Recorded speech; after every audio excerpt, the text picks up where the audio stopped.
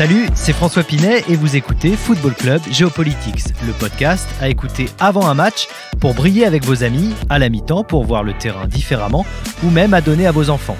À l'occasion de l'Euro, j'ai le plaisir d'accueillir Kevin Vessière du compte FC Géopolitics. Ensemble, on vous raconte chaque jour une histoire autour d'un match de la compétition. Au travers de confrontations historiques, de joueurs de légende, de lieux, d'événements, vous en apprendrez un peu plus sur ceux qui font ou qui vont faire cet Euro. Je suis sûr qu'il y a un match qui vous a marqué plus que les autres lors d'un Euro, mais le match dont on vous parle aujourd'hui, impossible de vous en souvenir parce qu'il n'a jamais eu lieu. On est en 1960, c'est l'année du tout premier championnat d'Europe des nations, qui s'appelle plus exactement à l'époque la Coupe d'Europe des nations de football. Le format est particulier, 17 nations sont inscrites dans une sorte de tournoi avec match aller-retour qui doit déboucher sur une phase finale à 4 équipes disputées en France.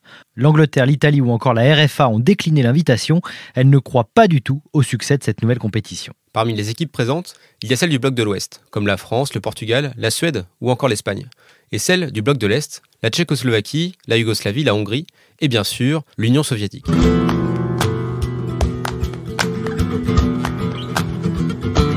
Depuis 1939, l'Espagne est dirigée par Franco.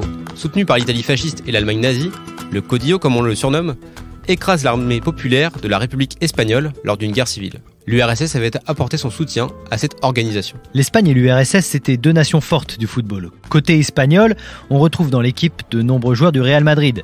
Le Real domine l'Europe des clubs et en 1959, au début des éliminatoires, le Real vient de remporter sa 4e Coupe des clubs champions de suite avec Alfredo Di Stefano dans ses rangs. Autant dire que l'Espagne fait partie des favoris de l'Euro. Ça se confirme en 8e de finale où la Roja écrase la Pologne 7-2 sur l'ensemble des deux matchs. Le tirage au sort des quarts de finale en décembre 1959 offre une affiche de rêve entre l'Espagne et l'URSS.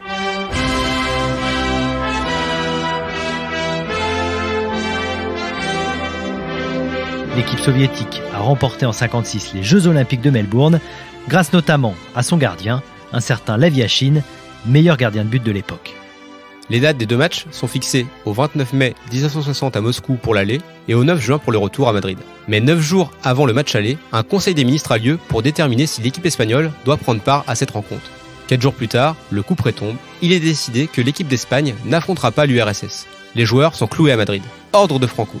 Officiellement, la décision est justifiée par la présence de soldats espagnols, toujours retenus dans les goulags de Sibérie. Officieusement, il y avait la crainte d'une défaite face à l'URSS qui aurait porté un coup direct à la légitimité et l'efficacité du régime de Franco. L'UEFA, qui ne veut pas d'interférence politique, tente alors un coup de poker, proposer de jouer les matchs sur terrain neutre. Le régime espagnol accepte, mais suite au refus de l'URSS, l'UEFA abdique et annonce la qualification des soviétiques par forfait. L'URSS se retrouve donc dans le tableau final, aux côtés de la France, la Tchécoslovaquie et la Yougoslavie. Après un succès 3-0 à Marseille face aux Tchécoslovaques, les soviétiques affrontent en finale les Yougoslaves, tombeurs de la France de Jean Vincent.